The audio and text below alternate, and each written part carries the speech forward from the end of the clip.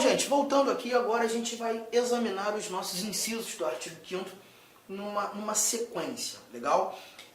Vamos olhar para os vários dispositivos e vou começar pelo inciso 1º. Nós temos aqui o chamado princípio da igualdade, ou isonomia, trazendo para a gente que homens e mulheres são iguais em direitos e obrigações nos termos desta Constituição. E o ponto importante para tratar aqui do princípio da isonomia, ou princípio da igualdade, primeiro, princípio da igualdade, ou também chamado de princípio da isonomia, é simplesmente avaliar nesse cenário, e quando tratando da isonomia, da igualdade, esse princípio ele vai ter duas vertentes, né? É importante lembrarmos da igualdade formal e da igualdade material, que também pode ser chamada de igualdade real, igualdade substancial. E a diferença é muito tranquila. É lembrar que a igualdade formal é a igualdade perante a lei, né? É aquela igualdade que se revela justamente na garantia das várias liberdades, direitos, proteções. Por exemplo, eu tenho liberdade de credo religioso. Você também. Nós gozamos dessas liberdades de maneira igual. Eu não tenho mais liberdade de credo religioso do que você, ou você tem mais do que eu. Na realidade, nós temos essa liberdade garantida em lei a todos de forma igual. Essa é a chamada igualdade formal. A igualdade em sua melhor semântica. A igualdade que evidencia a efetiva simetria, a efetiva semelhança. Todavia, a igualdade material, ela já parte para um campo de subjetividade. Porque na igualdade material, nós vamos precisar dar um tratamento diferenciado para um determinado indivíduo, para que esse indivíduo alcance, para que tenhamos, né, não um indivíduo, mas para que nós alcancemos um resultado de justiça social. A ideia da igualdade material, ela exige um tratamento diferenciado para igualar. Isso é um tanto quanto estranho, né? Bom, é porque eu não sei se aí da tela você consegue ter noção que eu não sou uma pessoa provida de muita altura, né? Eu sou baixinho pra caramba, né? Fazer o quê? Eu tenho ainda, assim dizer, 1,66, né? Porque a gente sabe muito bem que quando a idade vai avançando, hoje eu estou com 39 anos, a gente vai diminuindo um pouquinho de tamanho, né? Espero que isso não aconteça comigo, porque senão eu tô ferrado, né? Mas imagine você o seguinte, aquele muro, né, de 1,90 e provavelmente a gente tem alguém aí, né, que goza dessa altura, e aí tá lá aquele meu amigo de 1,90 olhando o que está acontecendo por trás do muro e surpreso e sabe, aquelas interjeições, caramba, que não sei o que lá no Rio de Janeiro a gente costuma falar o caraca, né? Caraca. Eu não sei como é que aqui no Mato Grosso esse caraca é utilizado, mas lá no Rio Grande do Sul eu estou muito por lá também, um local que eu gosto muito de trabalhar, né? Lá no Rio Grande do Sul eles falam bah, tem o mesmo valor semântico do nosso caraca. E aí se você está assistindo essa aula em casa agora, vai lá no Instagram, né? Procura o professor.arturdamasceno, prof.arturdamasceno, e me mostra, Arthur, estou vendo o teu vídeo aqui agora. E já que você não sabe como aqui no Mato Grosso a gente mostra essa interjeição de surpresa, né? É dessa maneira. Aí você me avisa, me fala que eu já vou guardar. Aí tá lá, olhando aqui, meu Deus, o que está acontecendo? E eu passo assim, eu falo, gente, rapaz, o que você está fazendo aí? O que está acontecendo? Aí ele vira para mim e fala assim, vem ver. Poxa, ele vai me atrapalhar a vida, né? Porque se o muro tem 1,90, como é que eu vou ver? Eu arrumo um jeito. Eu vou buscar algo que me garanta a mesma visão de mundo que ele tem. Então eu percebo que subindo em algo, eu vou ter a mesma visão de mundo. O resultado vai ser de igualdade. Mas para que esse resultado de igualdade fosse possível, eu precisei de um tratamento diferenciado. A brincadeira, né, é boa porque ela consegue refletir para a gente o que é a igualdade material, ou também chamada de real substancial. A igualdade material ela não está no tratamento, muito pelo contrário. O tratamento precisa ser diferente para que consigamos ter um resultado de igualdade. E aí vem aquela célebre frase de Rui Barbosa, né? A lei precisa desigualar os desiguais na medida de suas desigualdades. Tratamento diferenciado para quem precisa ser tratado de maneira diferente. E a finalidade desse tratamento diferenciado é encontrarmos justiça social. A igualdade material, ela se refina nessa circunstância. Você tem aí, né, várias questões nesse sentido. O processo de cotas, inclusive para concurso público. Você tem eventuais bolsas do governo, que são ações afirmativas, como agora o Auxílio Brasil, né, o recente benefício. Questões relacionadas à assistência social, né, os benefícios da assistência social são destinados a quem necessita, independentemente do indivíduo ter ou não contribuído.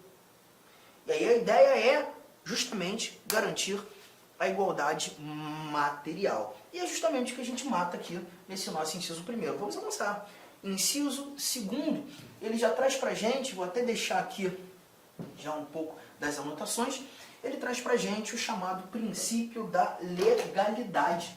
Inciso segundo, princípio da legalidade. O que nós iremos encontrar aqui? Leia comigo. Ninguém será obrigado a fazer ou deixar de fazer alguma coisa senão em virtude de lei. Aqui a gente verifica claramente que hoje o Brasil, né, ele garante o império da lei. Garante o império da lei. E esse princípio da legalidade, ele está tanto relacionado aos indivíduos quanto à própria administração. Quando falando da legalidade aos indivíduos, nós temos a chamada legalidade ampla. Essa aqui destinada aos indivíduos, a todos nós, né? Nos mostrando que a nós, indivíduos, é possível exercer tudo aquilo que não é proibido. A proibição é o fulcro da legalidade ampla. É o fulcro da legalidade ampla. Então, se não é proibido, é uma liberdade que eu tenho. Vou fazer. Se não é proibido, eu tenho a oportunidade de agir, de praticar, né? Todavia, esse mesmo princípio da legalidade, ele também gera os seus reflexos para a administração. E aqui a gente já trata da legalidade estrita, essa destinada à administração. E a linha aqui já não é mais da proibição, mas sim da permissão. A ideia é entender que a administração só poderá fazer aquilo que a lei permitir, aquilo que a lei autorizar. Então perceba, a administração não pode agir de maneira arbitrária, de qualquer forma. A administração só faz aquilo que a lei autoriza, que a lei permite. Ultrapassar a autorização legal é evidenciar a administração agindo de maneira ilegal, de forma arbitrária, sem justa causa, o que seja uma violação a direito fundamental, a direito meu, a direito seu. Então, quando a gente lê sobre o princípio da legalidade, que ninguém será obrigado a fazer ou deixar de fazer alguma coisa senão em virtude de lei, a gente está verificando essas ramificações de entendimento. Outro ponto importante, quando a gente fala do princípio da legalidade, aqui a gente está falando da lei em caráter amplo. A lei em caráter amplo. Então, quando a gente fala de lei aqui, a gente está falando de todo e qualquer ato normativo que estabeleça direitos e obrigações. Essa é a ideia da lei no âmbito do princípio da legalidade. Tá? Então perceba, medidas provisórias, por exemplo, são atos legislativos criados pelo presidente da República. O presidente da República edita medidas provisórias. Só que o artigo 62 da nossa Constituição, você pode conferi-lo, traz pra gente que a medida provisória não é lei, tem força de lei. Quando o presidente edita uma medida provisória, ele precisa remeter essa medida provisória ao Congresso Nacional, e o Congresso Nacional vai deliberar no intuito de transformar essa medida em lei. Ou não. Está percebendo? Então, nessa linha de raciocínio, nós não estamos falando de lei propriamente dita, mas um ato normativo que tem força de lei, mas essa medida provisória estabelece novos direitos, novas obrigações? Perfeitamente. Então está inserida no âmbito do princípio da legalidade. E aí, é muito importante, já fez a sua anotação, é muito importante nós voarmos para um outro dispositivo.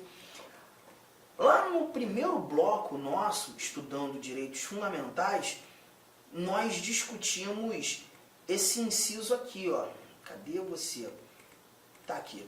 Nós discutimos esse princípio aqui, o princípio da irretroatividade da lei penal.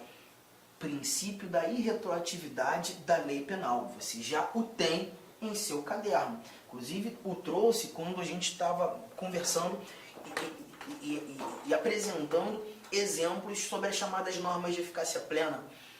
A lei penal não retroagirá salvo para beneficiar o réu. Você está lembrando? Só que o inciso 39, ele diz para a gente o seguinte, ó, que não há crime sem lei anterior que o defina, nem pena sem prévia cominação legal. Engraçado, quando você está estudando direito penal, é muito normal os professores apresentarem essa mesma literalidade aqui, essa mesma informação do dispositivo, inciso 39, com o princípio da legalidade. Mas eles costumam dizer princípio da legalidade penal. E essa mesma informação é nada mais nada menos do que o artigo 1º do Código Penal, né? Mas aqui no âmbito do direito constitucional, nós constitucionalistas costumamos apontar esse princípio como o princípio da reserva legal e não o princípio da legalidade. A legalidade para a gente é justamente aquele dispositivo que versa aqui: ninguém será obrigado a fazer ou deixar de fazer alguma coisa senão em virtude de lei. Já conversamos. O 39, princípio da reserva legal. Princípio da reserva legal. E por que chamar de princípio da reserva legal? Porque aqui a gente percebe que não há crime sem lei anterior que o defina, nem pena sem prévia anotação em lei. Quando eu leio lei aqui, a gente não está falando de qualquer ato normativo. Lei, nesse cenário, é lei propriamente dita. Nessa linha de raciocínio, uma medida provisória, que é um ato normativo com força de lei, mas não é lei, mas estabelece novos direitos, novas obrigações. Uma medida provisória não pode definir o que é crime. O presidente da República não pode criar uma medida provisória, editar uma medida provisória e nela estabelecer uma conduta como criminosa.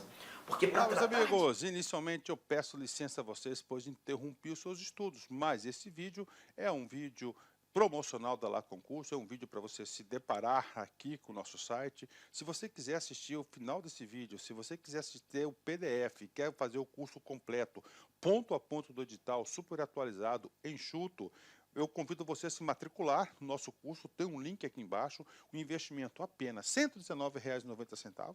Para de reclamar aí que eu cortei o vídeo, cara, vai lá, tira o escorpião do bolso. Ah, não tenho, mentira, não acredito nisso, R$ 119,90, esse curso fabuloso aqui da Lá Concursos, o melhor custo-benefício do mercado, ali você vai encontrar, tá certo, todo o conhecimento necessário e suficiente para você ser aprovado no concurso da Guarda Civil. Só depende de você. E ainda, você tem ainda a nossa metodologia do Personal Coach, que é o estudo e regime de metas. Bacana?